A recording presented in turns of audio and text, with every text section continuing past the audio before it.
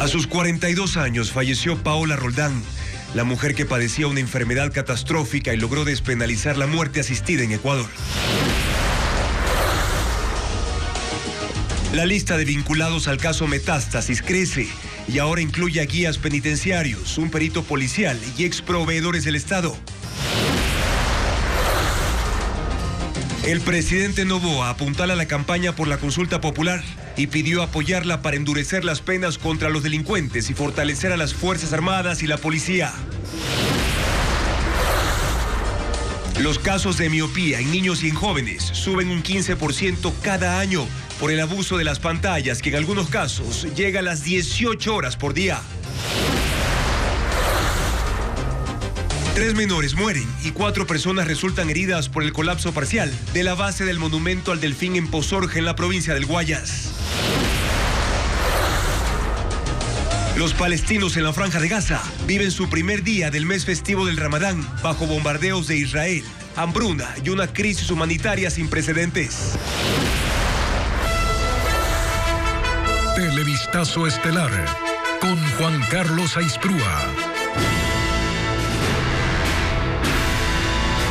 Lunes 11 de marzo, amigos, buenas noches, bienvenidos a una nueva semana informativa en Televistazo Estelar. Un mes después de lograr la despenalización de la eutanasia, en Ecuador falleció en Quito Paola Roldán. Su familia confirmó que la muerte ocurrió este lunes a mediodía. Diego Cuenca amplía esta noticia. Paola Roldán Espinosa falleció este lunes a los 42 años de edad. Ella el pasado 7 de febrero recibió el fallo de la Corte Constitucional que despenalizó la eutanasia en Ecuador. Lo hizo luego de una lucha judicial cuando estaba postrada en su cama, sin poder moverse y conectada a un respirador. Por esa situación, con sus abogados interpuso una demanda ante la Corte Constitucional con el objetivo de tener una muerte digna. Su padre, Francisco Roldán, en un comunicado, confirmó que Paola falleció al mediodía de ese lunes, en paz, rodeada de su familia y con un les amo, dedicado a quienes le apoyaron en su causa. Pero no precisó si la muerte fue mediante la eutanasia o como consecuencia de la esclerosis lateral amiotrófica que padecía, una enfermedad de las neuronas que degeneraba sus músculos y que le diagnosticaron en el 2020. Roldán era máster en asuntos internacionales por la Universidad de Columbia en Nueva York. Fue escritora y se consideraba activista por una vida y muerte digna. Ese fue el legado que dejó al país. El próximo 7 de abril se cumple el plazo que tiene la Defensoría del Pueblo para emitir el primer documento que regulará el procedimiento de la eutanasia en Ecuador. El último mensaje que publicó en su cuenta de la red social X lo escribió el domingo anterior, donde hizo algunas observaciones. Aliaga, hay guías penitenciarios, un policía, accionistas de empresas y 2 exintegrantes de la Comisión de Pacificación de las Cárceles que serán vinculados a la causa. Jacqueline Rodas con el informe.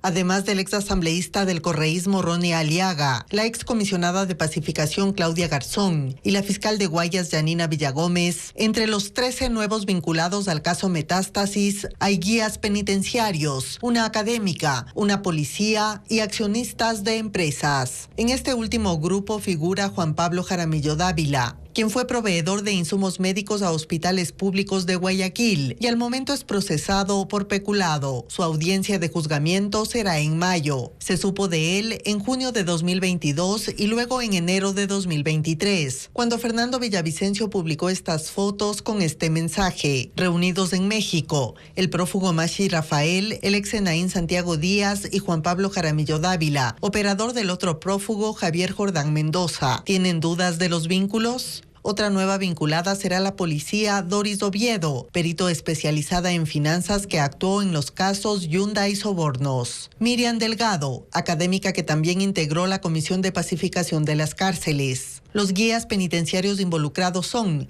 Catherine Guaita, que recibió dinero de la red del narcotraficante Leandro Norero, según apuntes y recibos de transferencias a su nombre que constan en el proceso, y Carlos Mendoza, a quien la Fiscalía señala por ayudar a Norero durante su estadía en la cárcel. Otro vinculado será Eduardo Rodríguez, socio del prófugo Fabián Camposano alias Yankee en una empresa de seguridad. Camposano, a su vez, era socio de Norero en el negocio del narcotráfico, según la investigación del caso Metástasis. El juez Felipe Córdoba ya fijó fecha para la audiencia. La fiscal general Diana Salazar formulará cargos por delincuencia organizada en contra de los 13 nuevos vinculados este viernes 15 de marzo a las 8:10 de la mañana en la Corte Nacional.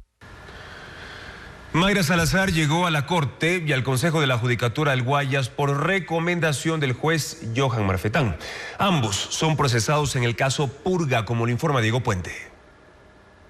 El juez Johan Marfetán, identificado por la Fiscalía como uno de los cabecillas en el caso Purga, se atribuyó ser el artífice de que Mayra Salazar haya sido contratada y opere en las estructuras más altas de la justicia en Guayas. Usted sabe que ella no movió un dedo. Ni la una ni la otra, pero casi que aquí todos quieren que les agradezca. No movió un dedo. Yo fui quien le habló a Pablito y él la contrató. La conversación se dio en diciembre del 2023 en un momento de crisis laboral para Salazar. Ella quería renunciar porque tenía que organizar eventos el mismo día y hora para Fabiola Gallardo, presidenta de la Corte del Guayas, y para Mercedes Villarreal, presidenta de la Judicatura en esa provincia. Además, ambas querían que ella esté presente. Marfetán logra definir las funciones de Salazar tras hacer una consulta a alias Amigo. Hay un megapitón. Estoy a punto de renunciar. Estoy histérica. Voy a decirle el problema al amigo. Dígale porque hay mucho pito. Pude hablar. Total cobertura a Meche y al CJ. Marfetán y Salazar conversan un poco de todo. De la bendición del edificio de la Judicatura, de los mensajes en las cuentas troll, de alias Fito y de una de sus audiencias que nos instaló en diciembre pasado. Mañana la bancada de Construye insistirá en pedir el respaldo del Pleno de la Asamblea Nacional para la fiscal general Diana Salazar frente al caso Purga. La semana pasada, este cambio del orden del día no alcanzó los votos requeridos. Patricio Díaz informa que en esa ocasión solo el correísmo se opuso. La semana pasada Construye lo intentó. Propuso cambiar el orden del día e incluir en la sesión del Pleno el respaldo a la fiscal Diana Salazar por la investigación en el caso Purga. No alcanzó a los 70 votos necesarios. Algunos de sus legisladores llegaron tarde, al igual que los de otras bancadas que apoyaban la resolución. El correísmo se opuso. Esta vez, Paul Huestán, el proponente, presentará un nuevo pedido. Dice que no habrá sorpresas. La sesión será a las 10 de la mañana. Se espera que todos lleguen a tiempo. El pasado jueves presidió la asamblea Viviana Veloz, del correísmo. Este martes estará Henry Kronfle, que ha reiterado su apoyo a la fiscal. En esta ocasión, por la hora también del pleno a la cual está convocada a las 10 de la mañana, yo creo que vamos a tener la presencia y sobre todo el respaldo contundente. En el primer intento, la propuesta de cambio del orden del día tuvo el apoyo de los legisladores oficialistas y socialcristianos. Bueno, de los que estuvieron, porque también hubo retrasos entre ellos. Los líderes del Partido Social Cristiano han insistido en su apoyo a Salazar, lo mismo que el presidente de la República, Daniel Noboa. Construye, confía en ese respaldo y sabe que el correísmo no votará por esa resolución, por considerarla innecesaria, además de que ya la Asamblea aprobó similar apoyo en el caso Metástasis. Huestán da sus razones de por qué es importante acoger esta nueva resolución. En virtud de que uno de los involucrados y muchos más que vendrán en el futuro es un ex legislador vinculado a un movimiento político y por ende, si queremos devolverle credibilidad al Parlamento, si queremos tomar decisiones con ética y con moral, lo más lógico es que este Parlamento se pronuncie con un respaldo contundente. El pedido señala que el respaldo del legislativo será para la institucionalidad de la Fiscalía, la Policía y los funcionarios que están a cargo de la investigación. El presidente Daniel Noboa pidió apoyo a la consulta popular para endurecer las penas y fortalecer las competencias de las Fuerzas Armadas y también de la policía. Señaló que el país requiere cambios para enfrentar a las organizaciones criminales, como lo informa Paul Romero. El presidente Daniel Noboa apuntala a la campaña de la consulta popular del 21 de abril y hoy lo hizo en la ceremonia de la Policía Nacional. En su discurso de alrededor de 20 minutos, dijo que ganar la consulta popular es la única opción para enfrentar la guerra que el gobierno le declaró a los grupos de delincuencia organizada. Acto seguido pidió apoyo a las 11 preguntas calificadas por la Corte Constitucional para endurecer las penas y ampliar la competencia de la fuerza pública en la lucha contra las bandas consideradas terroristas. Es momento de proteger lo que hemos ganado.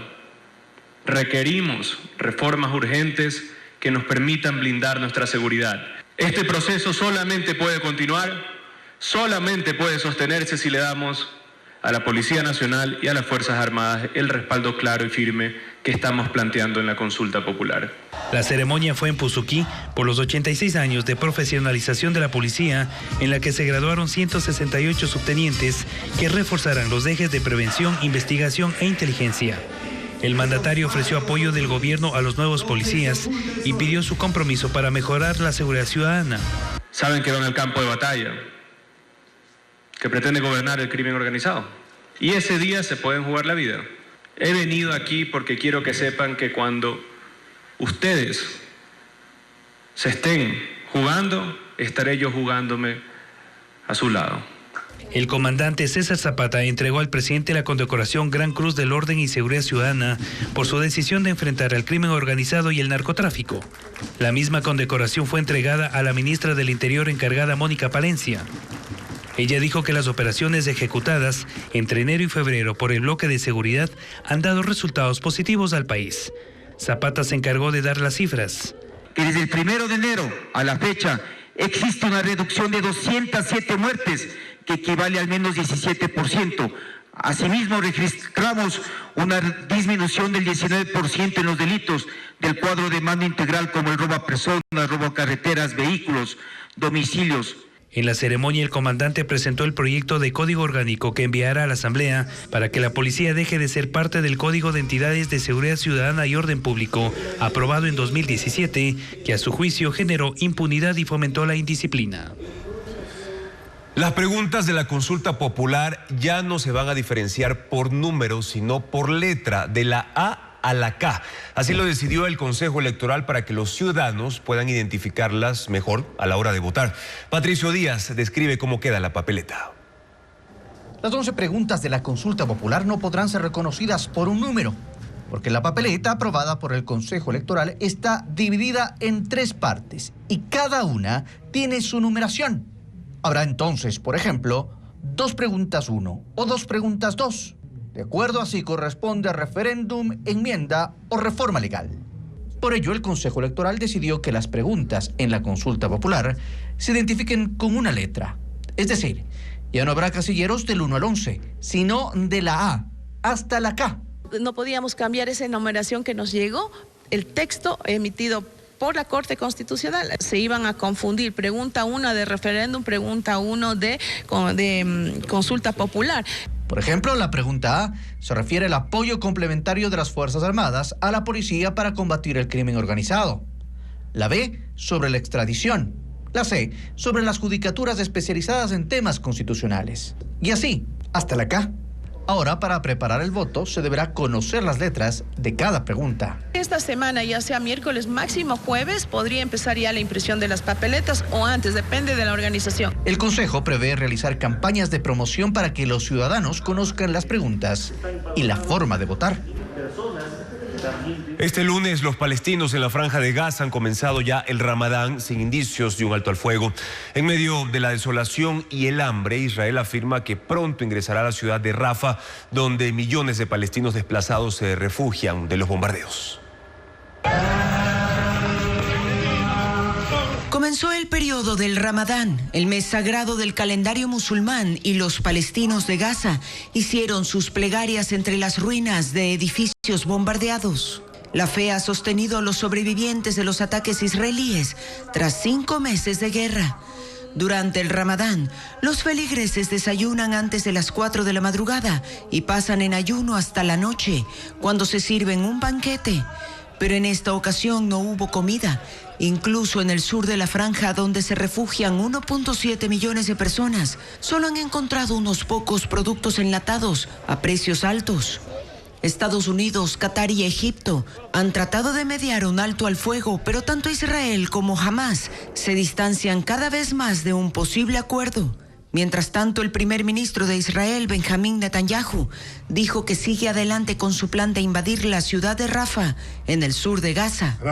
Hoy publicó un video en la red social X en el que afirma que han abatido al número 4 del grupo Hamás tras acabar con otros 3 cabecillas. Agregó que esta nueva operación no durará más de 2 meses y con ella eliminarán al último miembro de la organización terrorista.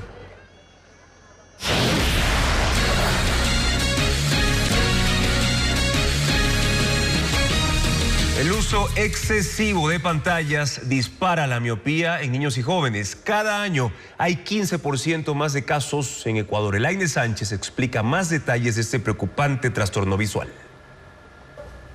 La miopía es la nueva pandemia del siglo XXI. José Miguel tiene 13 años y hace un mes sintió que le nublaba la vista. Casi no pudo abrir los ojos, que estaban irritados. De inmediato avisó a sus padres y desde entonces visita el oftalmólogo.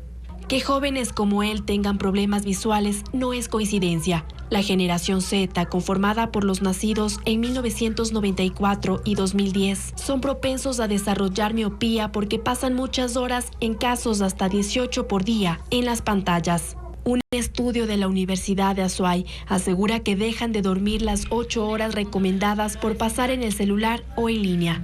Hay niños de 10 y 13 años que descansan solo 5 horas. A nivel del mundo ya se prevé que casi el 50% de la población va a ser miope para el 2030. Entonces, estamos muy cerca de eso. Según la revista científica Recimundo, hay 4 alteraciones visuales que afectan a los ecuatorianos por la sobreexposición a la tecnología. La miopía, que afecta la visión de lejos, astigmatismo, que se presenta con visión borrosa, hipermetropía, un defecto ocular que impide el enfoque, y catarata, que dificulta la visión. Según la Asociación Americana de Optometría, cada año aumenta en un 15% los diagnósticos oculares por fatiga visual. El 38% de afectados son niños, 40% jóvenes y 32% adultos. Lo que digo es que haber un equilibrio en el cual el niño puede estar expuesto 1 hora entre lectura y pantallas y otra hora que él haga deporte. Según especialistas, lo que afecta a la visión es la luz y el brillo que emiten las pantallas. Para disminuir su impacto, hay que pasar menos horas en los dispositivos electrónicos y cuando se usan, activar la opción Blue Block que tienen celulares y tablets. El ejército abrió las inscripciones para 3 escuelas militares. Hay 1.980 cupos para bachilleres de hasta 21 años. Adriana Bermeo puntualiza los requisitos. Este lunes el ejército inició el proceso de inscripción para ocupar 1.980 cupos en 3 escuelas militares. Esforce para aspirantes a tropa, 1.690 cupos. ESMIL, aspirantes a oficiales, 230 cupos. EIVIAS, 60 cupos. Los requisitos para postular son mínimos: ser ecuatoriano o hijo de padres ecuatorianos, tener entre 18 y 21 años, medir mínimo 1,65 m hombres y 1,60 m mujeres, y ser bachiller. Pero hay condiciones: no serán aceptados los que tengan más de un tatuaje cuya dimensión máxima debe ser de 10 centímetros y no puede estar en lugares visibles de brazos y piernas. Que sean sexualmente explícitos, con lenguaje vulgar, que sean partidarios de discriminación basados en sexo, raza, religión, etnia o nacionalidad de origen, que simbolicen afiliación política o partidaria, pandillas, supremacías o grupos extremistas, y que recomienden el uso de sustancias sujetas a fiscalización. La fase de inscripción se extenderá hasta el 30 de abril para aspirantes a tropa y hasta el 6 de junio para oficiales e IVIAS. Esta es la primera de 5 etapas de selección. También se hará valoración médica, psicológica y de confianza, pruebas académicas y físicas. El proceso finaliza con la entrevista al aspirante y su representante, que será entre agosto y septiembre. Los jóvenes interesados deben ingresar a la página inscripciones.ejercito.mil.es/inscripciones, registrarse y adjuntar los documentos personales escaneados, incluido el título de bachiller. Los estudiantes de la Sierra presentan un certificado de su entidad educativa porque ellos se gradúan recién en el mes de junio, agosto, una vez hayan finalizado su proceso, y posteriormente eso pueden presentar su título. Además de Ambato y Quito, este año se incluyeron Loja y El Oro para rendir las pruebas. Para ser oficial, la preparación será de 4 años y para tropa de 2 años. El presidente ucraniano Volodymyr Zelensky criticó al Papa Francisco por decir que Kiev debería tener el coraje de negociar el fin de la guerra con Rusia. El pontífice dijo que negociar la paz es de valientes, pero su declaración fue interpretada como un llamado a la rendición. Merlis González con los detalles. La guerra en Ucrania fue uno de los temas que trató el Papa Francisco durante una entrevista a un medio suizo, publicada el fin de semana. Ahí el pontífice abogó por una negociación con Rusia para poner fin al conflicto. Creo que el más fuerte es el que mira la situación, piensa en la gente y tiene el coraje de la bandera blanca y negocia. Negociar es una palabra valiente. El pontífice dijo que ante una inminente derrota hay que tener el coraje de negociar.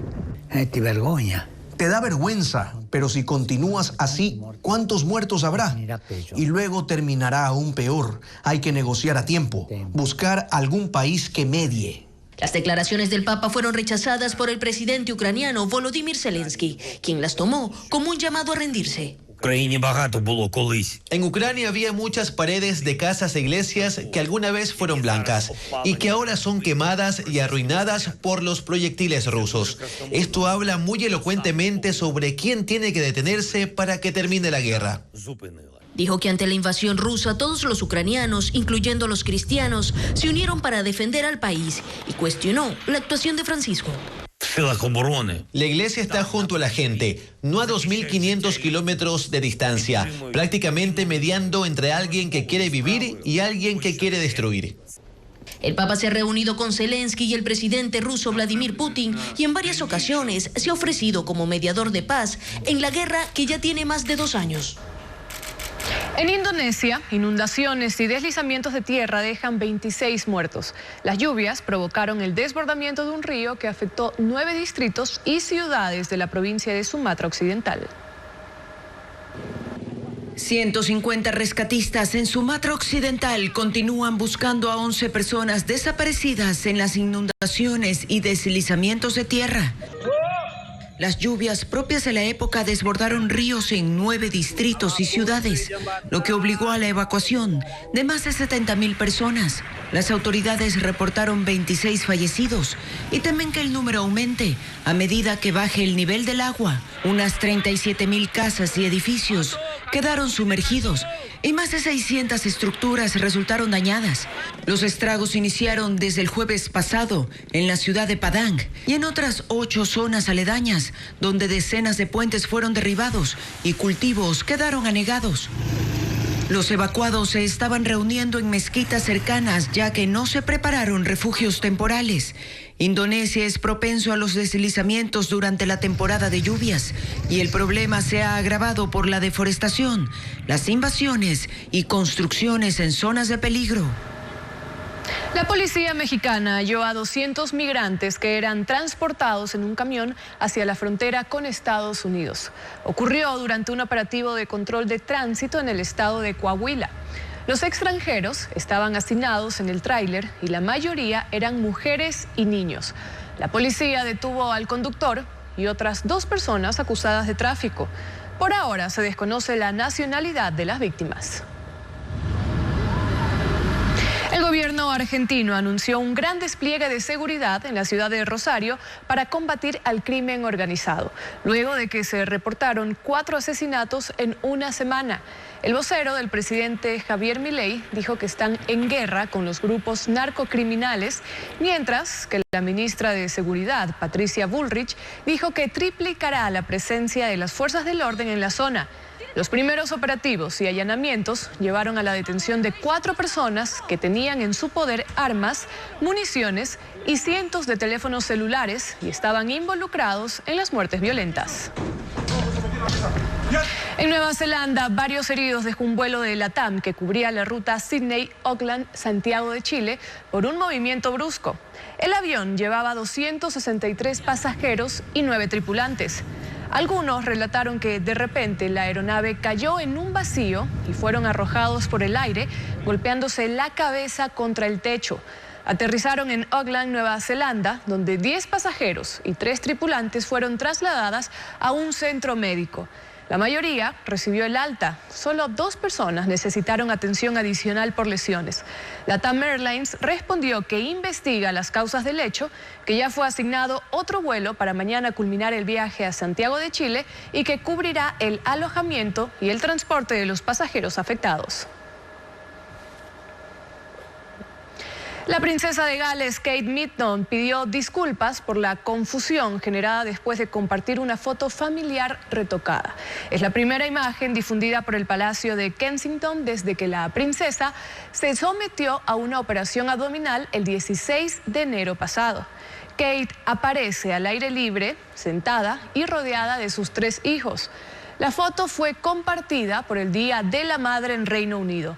La manipulación fue denunciada por las principales agencias de comunicación.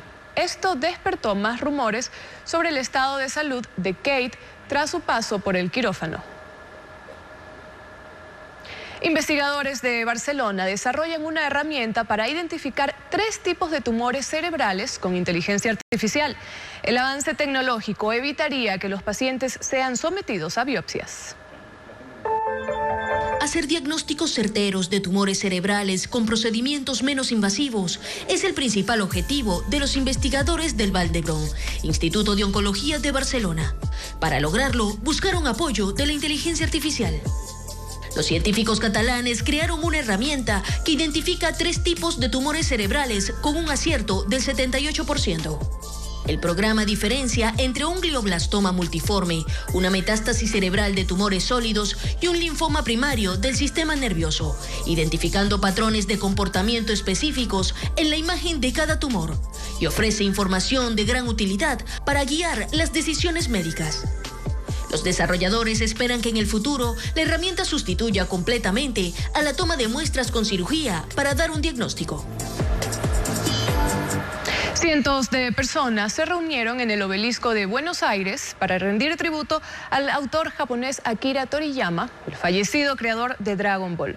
Fanáticos de todas las edades se vistieron como Goku y otros populares personajes de la serie. Recrearon sus movimientos y cantaron los temas principales. Toriyama fue el cerebro detrás de la exitosa franquicia de Dragon Ball, una de las más influyentes y de mayor circulación en la historia de la animación japonesa. Su muerte ocurrió el pasado 1 de marzo a sus 68 años.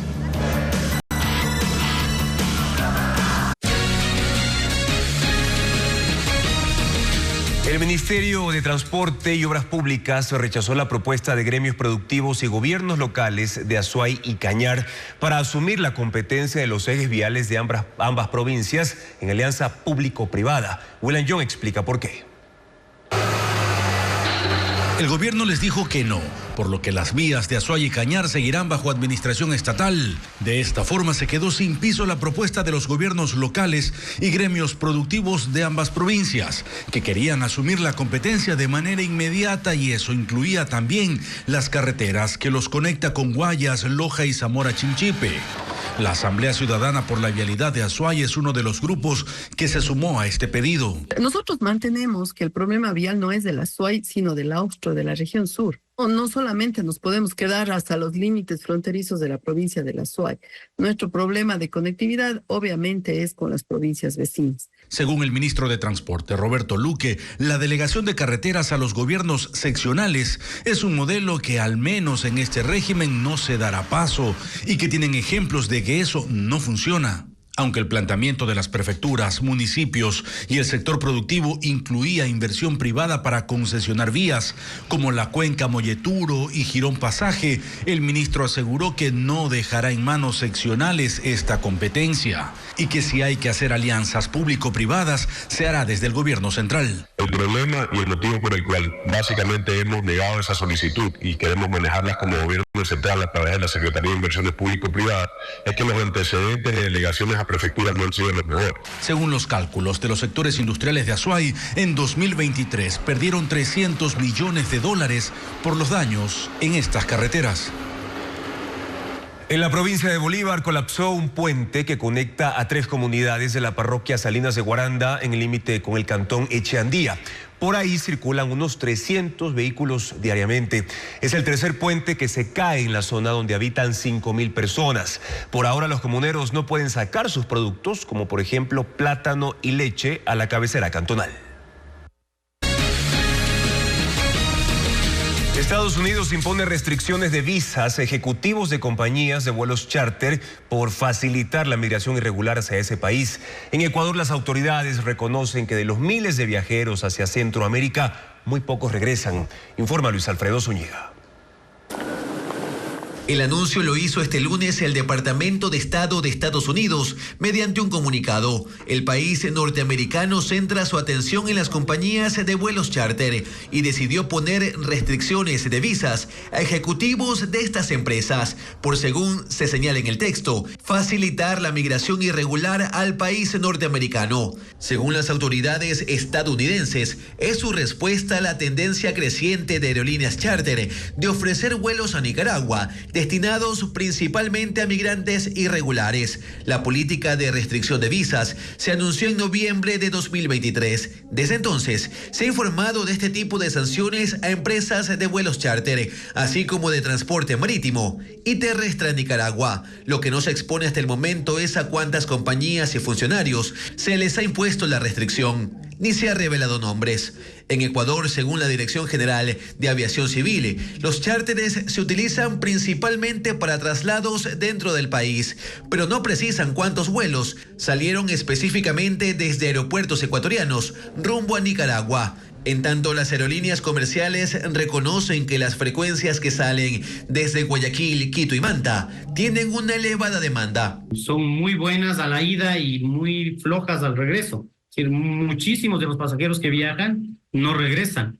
Agregan que más allá de verificar que el pasajero cumpla los requisitos solicitados por los países, no pueden saber el motivo del viaje y hablan de un 60% de ecuatorianos que no retornan. Sin embargo, las cifras del Ministerio del Interior son más contundentes. Entre octubre de 2021 y agosto de 2023, 60.700 personas volaron de Ecuador a Nicaragua y apenas se regresaron 1.300. Ya lo que pase después, una vez que descienden del avión, ya no nos corresponde, pero todo el tiempo estamos trabajando no solamente con las autoridades migratorias de Ecuador, sino también con las autoridades migratorias de Estados Unidos. Desde que México impuso el requisito de visa, los migrantes irregulares que cuentan con los recursos económicos para comprar un boleto de avión cambiaron la ruta y se dirigen a Managua, capital nicaragüense, y desde ahí comienza su travesía por tierra para llegar a México e intentar cruzar ilegalmente la frontera a Estados Unidos.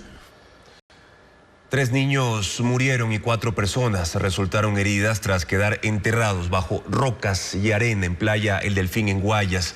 Los daños estructurales en ese balneario son frecuentes, como lo reporta Vanessa Robles. La franja costera de la playa El Delfín en Pozorja, parroquia rural del cantón Guayaquil, fue acordonada pasada la 1:20 de la tarde de este lunes, cuando 7 turistas que estaban reunidos junto a la base del monumento gigante fueron sepultados tras el desprendimiento de un banco de arena y rocas, provocando la muerte de 3 menores de edad. Celebrando un cumpleaños de uno de los niños, han estado bañando y como usted ve, pues la marea ha ido socavando pues parte de esta vertiente que está ahí y les ha caído encima. Todas esas piedras que usted ve ahí. Según la empresa municipal Segura EP, los niños fallecidos tenían 12, 8 y 2 años. Otras 4 personas de la misma familia, de 52, 42, 15 y 3 años, resultaron heridas y fueron trasladadas hasta hospitales de Playas y Guayaquil. Siendo que es lunes, no están activadas las cabañas, no hay gente trabajando aquí, no están los cuidadores de la bajada. Policía y bomberos de Guayaquil atendieron la emergencia. En febrero del 2023, un rayo destruyó un costado de la escultura de más de 80 metros de largo, que fue construida como atractivo turístico en 2015. Además, en julio del mismo año, Televistazo reportó que el aumento del nivel del mar había destruido un muro de contención de este balneario, ubicado a 17 kilómetros del Cantón General Villamil Playas. La Unión Europea plantea nuevos protocolos de seguridad para las exportaciones de Ecuador a los 27 países que conforman ese bloque. Así buscan reducir la contaminación de contenedores con droga, como lo informa William Young. El 80% de la cocaína que sale de Ecuador tiene como destino la Unión Europea y por eso desde ese bloque, que lo integran 27 países, enviaron una delegación de expertos en proyectos de seguridad porque les preocupa la vulnerabilidad de la cadena logística frente al crimen organizado. Llegaron a Quito y se reunieron con representantes de la Federación de Exportadores. Este proceso de colaboración fomenta la cooperación internacional para apoyar la visión ecuatoriana, con contribuciones concretas para reducir la violencia y la inseguridad. Plantearon nuevos protocolos. Eso incluye asegurar los depósitos donde se almacenan los contenedores fuera de los puertos, reforzar las principales vías de tránsito de la carga y blindar el perímetro de las industrias agrícolas. Particularmente vinculados a la exportación y toda la logística en el manejo de la carga para que los productos tengan una reducción en el riesgo de contaminación. Para implementarlos, se definió un periodo de 18 meses. Es decir, las 1.200 empresas que actualmente exportan a Europa deberán cumplir estas medidas y así reducir la contaminación de contenedores con cocaína, aunque para aplicarlos es necesaria la intervención estatal. El riesgo de no lograrlo es que no se firmen nuevos contratos de exportación, y eso sería un golpe duro, según el vicepresidente del gremio, Javier Rosero. El desafío ahora sí está en concretar esta cooperación que tenemos a nivel internacional para que esos resultados puedan darle las garantías al cliente internacional. Luego, en una visita privada, la delegación europea recorrió las terminales portuarias de Guayaquil, que en decomisos de droga concentran más del 60% de lo incautado a escala nacional. Bélgica, Países Bajos y España son los principales destinos de la cocaína que sale de Ecuador hacia el viejo continente. El Fondo Monetario Internacional publicó el índice 2023 de felicidad, con el que sostiene que la riqueza sin política social no es suficiente para garantizar el bienestar de las sociedades. Lenin Artieda con los datos. El Informe Mundial sobre la Felicidad aborda el dilema de si el dinero es la herramienta que la garantiza. El Fondo Monetario Internacional desarrolló un estudio en el que presenta una lectura integral de las puntuaciones de satisfacción que indicaron los habitantes de 136 naciones. La respuesta es no, necesariamente, y concluye que los gobiernos deberían incluir métricas de bienestar a la hora de formular políticas de Estado. En la parte alta del ranking se encuentran Finlandia, Dinamarca, Islandia, Israel y Países Bajos.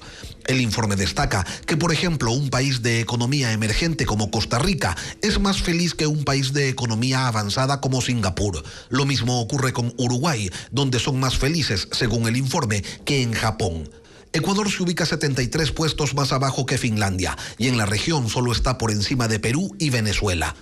Si bien el Producto Interno Bruto, cuando se compara con las puntuaciones de felicidad, es un predictor importante, no es el único factor. Hay otras variables como la asistencia social, la esperanza de vida, la libertad, el altruismo y la ausencia de corrupción que ayudan a explicar los diferentes niveles de felicidad entre los países. Al final del índice están, en último lugar, Afganistán, y lo siguen Líbano, Sierra Leona y Zimbabue. El informe insta a promover políticas que no solo fomenten el crecimiento económico, sino que mejoren la calidad de vida y por ello a adoptar sistemas de medición que vayan más allá de la riqueza material y que se enfoquen en el bienestar de sus ciudadanos.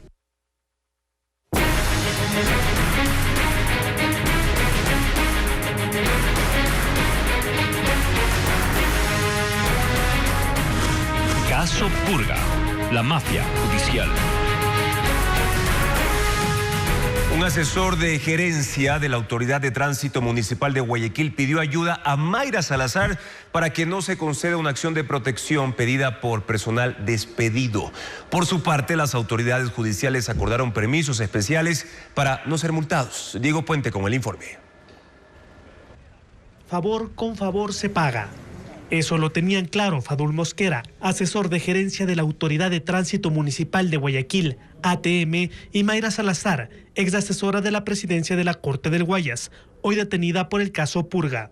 En los chats que son parte del expediente judicial, se evidencia un acuerdo para que los jueces de esa provincia no sean multados por los agentes al desplazarse en sus vehículos. Se desconoce en qué tipo de infracciones aplicaba este beneficio, pero Mercedes Villarreal, entonces presidenta de la Judicatura en Guayas, estaba interesada en tener permisos para circular con vidrios polarizados. adjunto la lista de jueces penales e incluido al secretario de la Presidencia y a mi persona, que trabajamos directamente todos los temas de la doctora Gallardo y de la Corte Provincial. Perfecto. Acabo de pasar el listado a la comandante. A partir del lunes se cumple lo acordado. Igual, si por X razón un agente multa, nosotros nos encargaremos de que la impugnación sea administrativa. ¿Por qué no te conocía antes? Vivo teniendo multas de parqueo. Los favores eran de doble vía y la ATM buscaba la intervención de quienes ahora parecen investigados por el caso Purga para revertir acciones judiciales en su contra. Le piden a Salazar hablar con el juez a cargo. En cuanto al doctor, se ha conversado y ha mencionado que tomará las observaciones que le hemos hecho. Ayer perdimos otra AP. Ayer se volvió a hablar y se volvió a recomendar. Agradecemos su gestión. Sabemos que hay jotas difíciles. Lo que le ruego es que gestione, que esto vaya urgente a sala y poder voltear esto.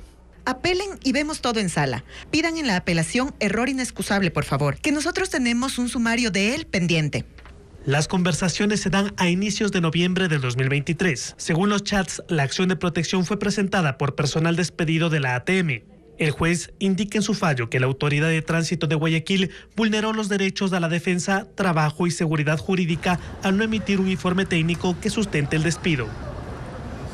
El Consejo de la Judicatura, incompleto, está conformado por suplentes que están a cargo de la asignación de los jueces de la Corte Nacional en medio de una declaratoria emergente para la asignación de jueces temporales en la Corte Provincial del Guayas. Merlin Ochoa informa los plazos y la hoja de ruta. El Consejo de la Judicatura, conformado por 4 vocales alternos, está incompleto, pues aún falta por asignar el reemplazo del ex vocal Fausto Murillo, censurado y destituido por la Asamblea el pasado 29 de febrero, pero para ello aún no hay una fecha específica. Probablemente lo que tengamos en el tiempo es un Consejo de Participación Ciudadana que se reúna para pedirle a la Asamblea que designe la terna, ¿sí?, como para el suplente del doctor Murillo y probablemente directamente la doctora Celi en el Consejo. Y tendremos una designación en los siguientes meses, 1 mes, 2 meses, y luego pues ese será el Consejo que se conformará hasta enero. De este Consejo de la Judicatura, aún incompleto, depende realizar el concurso de méritos y oposición para la selección de jueces de la Corte Nacional de Justicia, así como el proceso de designación de jueces temporales en Guayas y el proceso de evaluación de miembros de la función judicial, entre otras responsabilidades para las cuales les queda menos de 1 año, pues sus funciones terminan en enero de 2025, cuando el Consejo de Participación Ciudadana y Control Social deberá designar de entre las ternas enviadas por el Ejecutivo, el Legislativo, la Fiscalía General del Estado, la Defensoría Pública y la Corte Nacional de Justicia a los 5 nuevos vocales para el próximo periodo comprendido de 2025 hasta 2031. Con relación a la selección de jueces para la Corte Nacional, el 18 de enero, luego de determinar anomalías en ese proceso, el Pleno del Consejo declaró nulo el concurso. Por ello, el mismo Pleno, el 29 de enero, declaró en emergencia el proceso de designación de conjueces temporales, pero aún no hay una fecha específica de cuándo estarán en funciones los nuevos magistrados. Pero además, el 7 de marzo, el Pleno de la Judicatura aprobó la resolución para declarar emergente la designación de jueces temporales como parte de las acciones que la institución tomó ante el denominado caso Purga, y en el que están involucrados 7 magistrados de la Corte Provincial del Guayas, pero en la resolución tampoco indicaron los plazos, es decir, a 10 meses de culminar sus funciones, no está clara la hoja de ruta ni cuánto tiempo les tomará completar las tareas más importantes que tienen pendientes. Los casos Purga y Metástasis han confirmado con hechos lo que ya era un secreto a voces, la corrupción dentro de la función judicial. Pero, ¿qué puede hacerse desde el ejercicio del derecho para contribuir a la limpieza judicial? El tema fue tratado hoy en contacto directo por Paulo Caña, presidente del Colegio de Abogados de Pichincha. Están los chats que la Fiscalía ha hecho públicos. Están las investigaciones que involucran hasta los jueces y los expresidentes de la Corte. Está incluso hasta el tarifario con los valores de cada diligencia o sentencia a favor. Por eso, al tener a un abogado enfrente, la pregunta es de cajón. En Ecuador ¿La justicia es independiente? Y la respuesta también es obvia. Yo considero que no. Y aunque ahora haya pruebas, haya evidencias, recalca que el problema no es reciente, que el tema de la interferencia en la justicia viene de tiempo atrás. Desde épocas anteriores, donde lamentablemente hemos mirado que siempre junto a la justicia está la política, están los intereses particulares. Y con esa conciencia, lo lógico es cuestionarse el por qué nadie ha hecho nada hasta ahora. Si los abogados han sufrido esta realidad durante tanto tiempo, ¿por qué la función judicial no está inundada de denuncias en ese sentido? La manera es que estos temas de corrupción, a pesar de que uno se ha conocido, pero no han sido tan evidentes para ponerlos ya con una denuncia dentro de la Fiscalía. No olvidemos que si se presenta una denuncia que no tenga un sustento, obviamente esto trae consecuencias negativas. Y se queja también de que como colegio de abogados ya no tiene competencia legal para sancionar a uno de sus miembros, aun cuando la corrupción esté comprobada. Lo único que podemos hacer es levantar la voz ante estos atropellos, ante estos actos de corrupción. Con la corrupción al descubierto es evidente que hacen falta correctivos. Valga hacerle una aclaración, y es que la gran mayoría de jueces, fiscales y abogados en libre ejercicio no estamos apegados a temas de corrupción. Y que es justamente por eso que sugieren acciones concretas. Apertura a las investigaciones de funcionarios judiciales, por ejemplo. Que la Contraloría y la Unidad de Análisis Financiero revisen los patrimonios y detecten los enriquecimientos injustificados. Y algo más, incluir materias como la ética en las aulas en las que se están formando los futuros abogados de este país. Desestabilizar al gobierno generando caos y violencia en las calles será parte de la fase inicial del intento de golpe de Estado, sostiene el presidente de la República, Daniel Noboa. Sin embargo, aún no se conocen los detalles de ese plan, como lo informa William Young.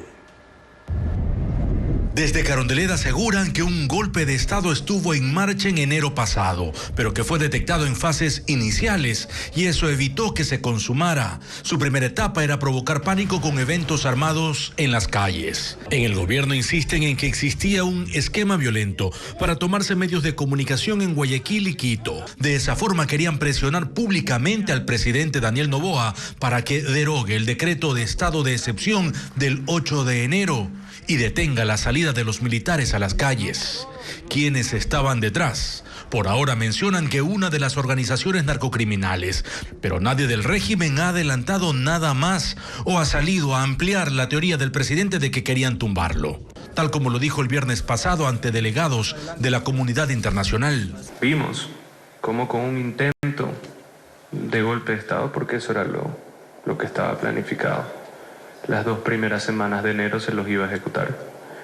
Trataron de desestabilizar el gobierno de todas las formas posibles. Aunque para ejecutarlo debía existir además un escenario político que permita consolidar la desestabilización. ¿Desde cuándo se planeó el supuesto golpe? ¿Cómo lo supieron o cómo lo impidieron? ¿Hay detenidos o investigaciones abiertas? Todavía las respuestas no llegan. Las mujeres son propensas a tener la joroba de búfalo. Se trata de una deformación que aparece entre los omóplatos y afecta a una mujer sobre 2. No es una enfermedad grave, pero provoca dolores crónicos. Elaine Sánchez con el reporte. Ha notado un bulto en la parte superior de su espalda, cerca del cuello.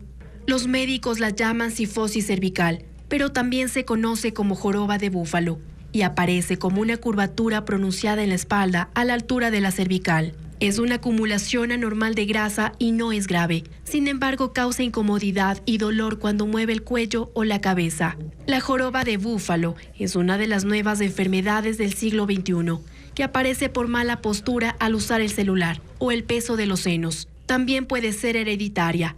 Es una enfermedad que también afecta al 34% de los hombres. Solo la fisioterapia puede ayudar a corregir la curvatura, pero los cambios tardan al menos 1 año. Hemos visto eso más comúnmente en mujeres que han hecho cirugías estéticas para aumentar el busto y cuando su tamaño o su talla realmente no apoya ese aumento.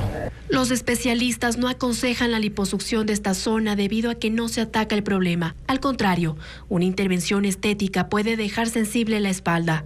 ya hemos visto que eso está afectando a niños desde 7, 8, 10, 15 años incluido, que están llegando con una ropa que parece que tienen 40 años. En los hospitales se atienden un promedio de 2.504 casos lumbares al año. Las pacientes son cada vez más jóvenes, entre 20 y 30 años, y se hacen atender por dorsalgia, escoliosis y joroba de búfalo.